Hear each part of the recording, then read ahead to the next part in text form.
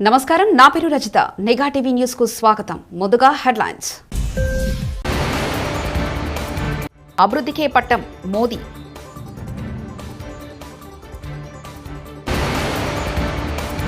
ఉమ్మడి రాష్ట్రం నాటి నిర్బంధాలు మళ్లీ వచ్చాయి. కేటీఆర్.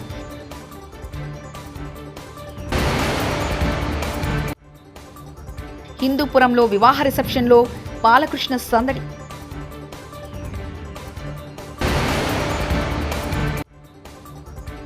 ప్రపంచంలో అతిపెద్ద పెన్ను శిల్పారామంలో ప్రదర్శన.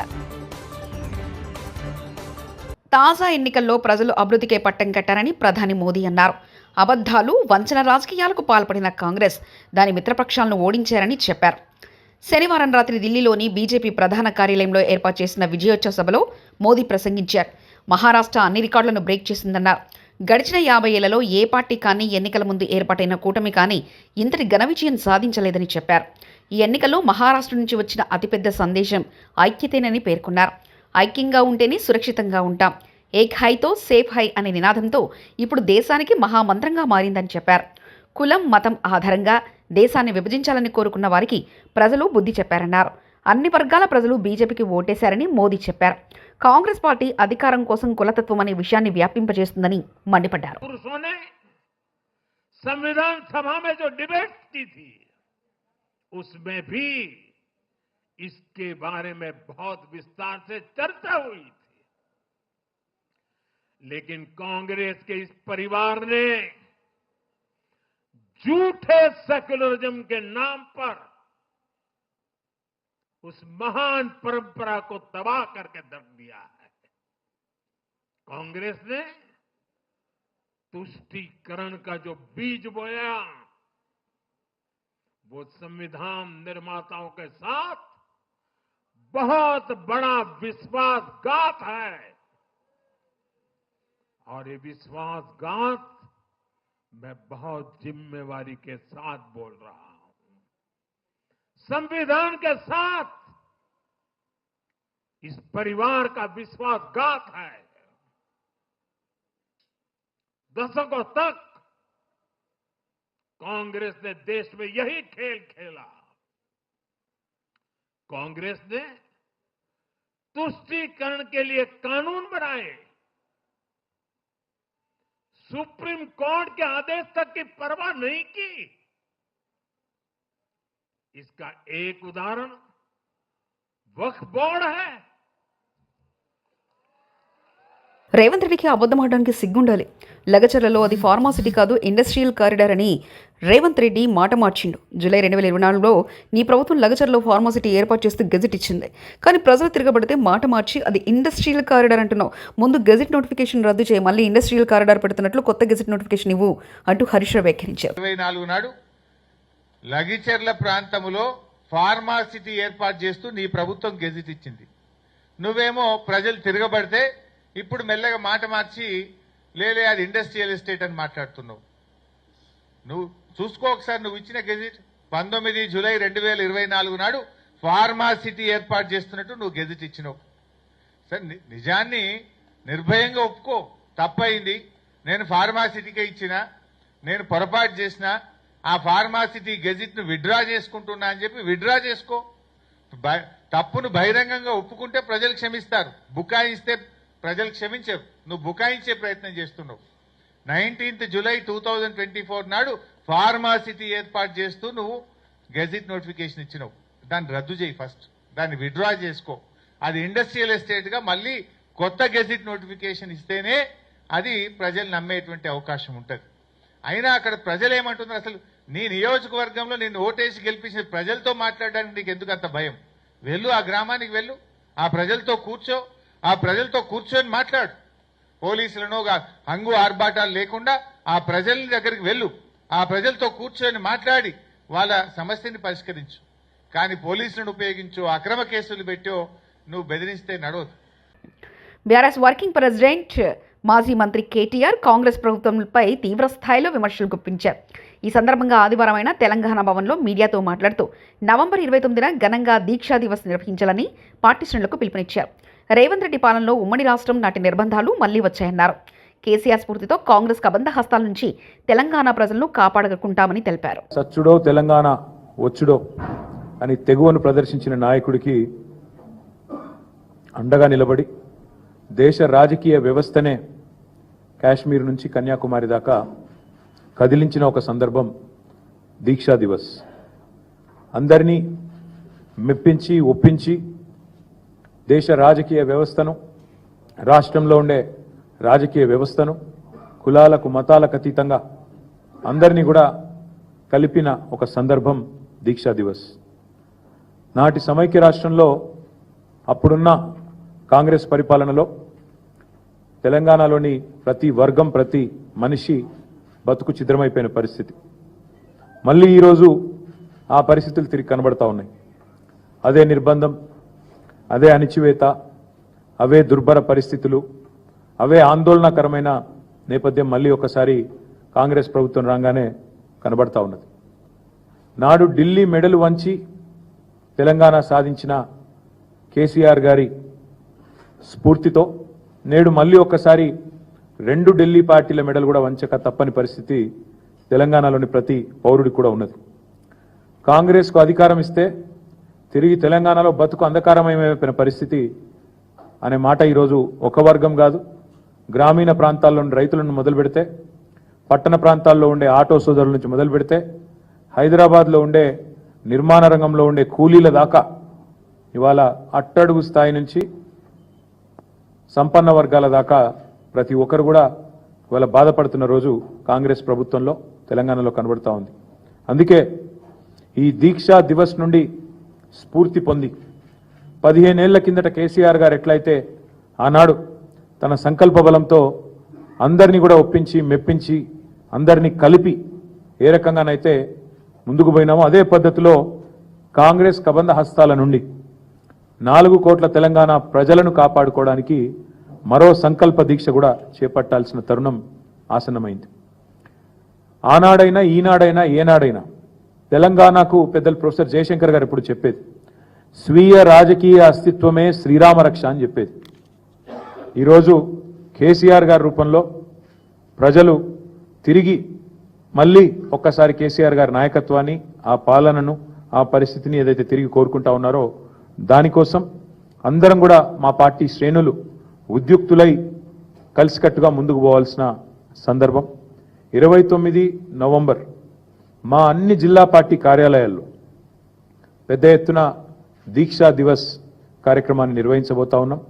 33 జిల్లా కేంద్రాలు అంతటా కూడా ఈ కార్యక్రమాన్ని ఘనంగా నిర్వహించాలని చెప్పి నిన్న కొంతమంది సీనియర్ నాయకులందరం కూడా సమావేశమైనాం.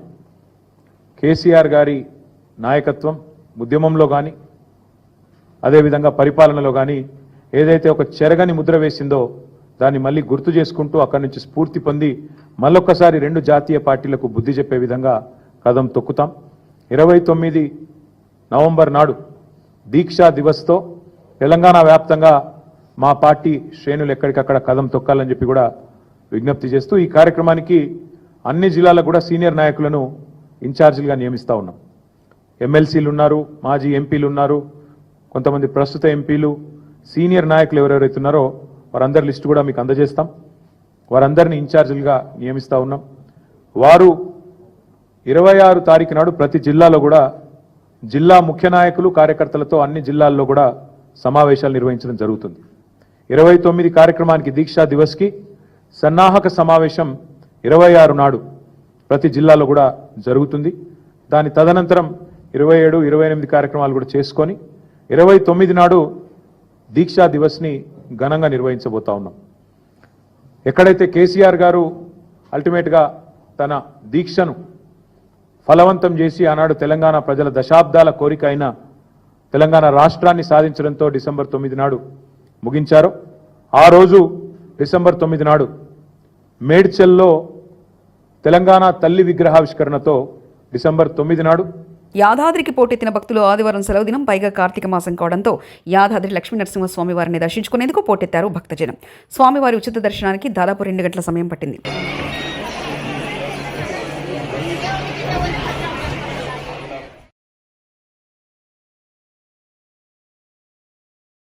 को सकेत देन है तन्नावनीला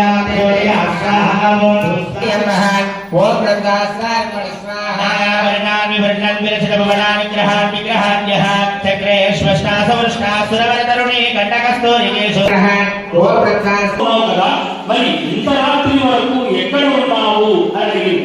అప్పుడు కళావతి అంటుంది, అమ్మ ఒక బ్రాహ్మణిలో సత్యనారాయణ స్వామి వ్రతం జరుగుతూ ఉంటే అక్కడే ఉన్నాను, స్వామి వారి కథ విన్నాను, ప్రసాదం కూడా తీసుకొని ఇప్పుడే వస్తున్నాను అని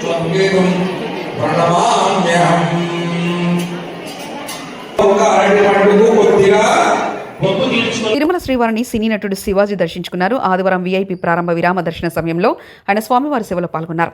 తిరుమల తిరుపతి దేవస్థాన అధికారులు శివాజీకి స్వాగతం పలికి దర్శన ఏర్పాట్లు చేశారు. దర్శనానంతరం ఆయనకు రంగనాయకుల మండపంలో పండితులు వేద ఆశీర్వచనం చేసి స్వామివారి తీర్థప్రసాదాలు అందజేశారు. ఈ సందర్భంగా ఆలయం వెలుపల మీడియాతో మాట్లాడిన శివాజీ ప్రస్తుతం తిరుమలలో సౌకర్యాలు బాగున్నాయని కొనియాడారు.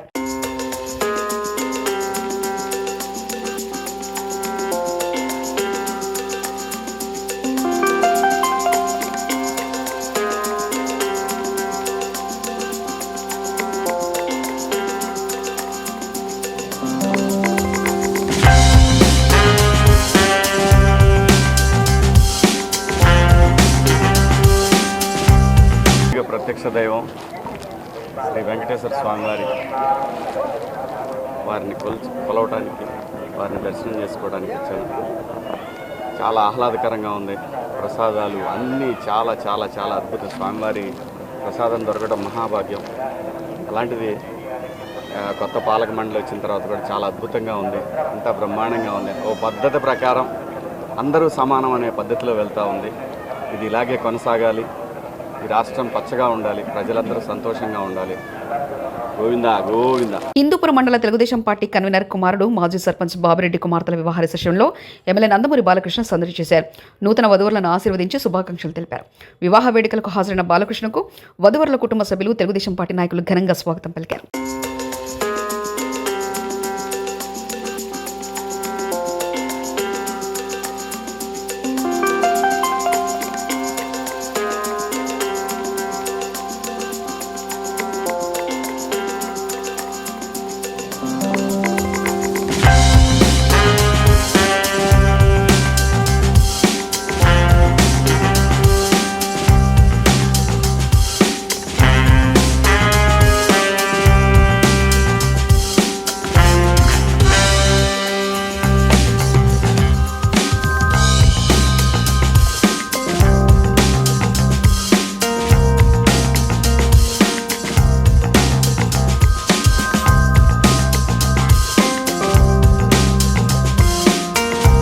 హైదరాబాద్ మాదాపురంలోని శిల్పారామం వేదికగా జరుగుతున్న లోక్ మాంతంలో ప్రపంచంలో అతిపెద్ద కలం ప్రత్యేక ఆకర్షణగా నిలిచింది. ఈ పెన్నును తిలకించేందుకు కళాప్రియులు తరలివచ్చారు. తమ ఫోన్లలో స్వీయ చిత్రాలు తీసుకుని సందడి చేశారు. నిజామాబాద్కు చెందిన ఎంఎస్ ఆచార్య ఈ పెన్నును రూపొందించారు. దానిపై వివిధ రాష్ట్రాలకు చెందిన కళారూపాలను తీర్చిదిద్దారు. దీన్ని 2019లో రూపొందించగా తయారీకి దాదాపు 448 గంటల సమయం, 4 లక్షల వరకు ఖర్చు చేసినట్లు ఆచార్య తెలిపారు. 2011లో పెన్నును ఆవిష్కరించాక గిన్నిస్ రికార్డుతో పాటు అనేక అవార్డులను సొంతం చేసుకున్నట్లు చెప్పారు. ఈ పెన్నును ప్రధాని మోదీకి అంకితం చేస్తామన్నారు. కార్తీక మాసం ఆదివారం సెలవు దినం కావడంతో భద్రాద్రి రామయ్య సన్నిధిలో భక్తుల రద్దీ పెరిగింది. వివిధ ప్రాంతాల నుంచి వచ్చిన భక్తులు తెల్లవారుజాము నుంచే స్వామివారి దర్శనానికి తరలిరావడంతో ఆలయ ప్రాంగణమంతా కిటకిటలాడింది. ఈ సందర్భంగా ప్రధాన ఆలయంలో లక్ష్మణ సమేత శ్రీ సీతారాముల మూలమూర్తులకు ఆలయ అర్చకులు పంచామృతాలతో అభిషేకం నిర్వహించారు. అనంతరం బంగారు పుష్పలతో అర్చన చేశారు. బేడా మండపం వద్ద సీతారాములో జరుగుతున్న నిత్య కళ్యాణ వేడుకలు దంపతులు అధిక సంఖ్యలో పాల్గొన్నారు. ఉచిత ప్రత్యేక దర్శన క్యూలైన్లు భక్తులతో రద్దీగా మారాయి.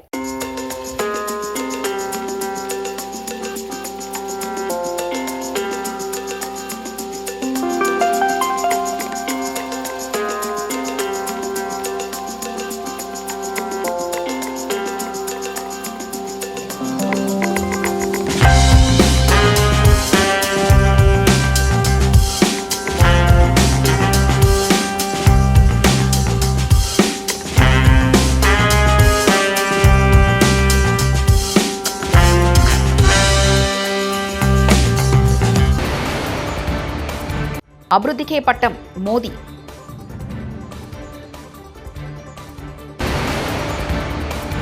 ఉమ్మడి రాష్ట్రం నాటి నిర్బంధాలు మళ్లీ వచ్చాయి. కేటీఆర్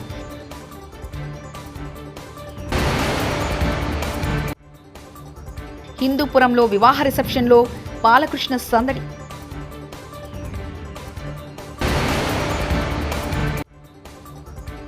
ప్రపంచంలో అతిపెద్ద పెన్ను శిల్పారామంలో ప్రదర్శన.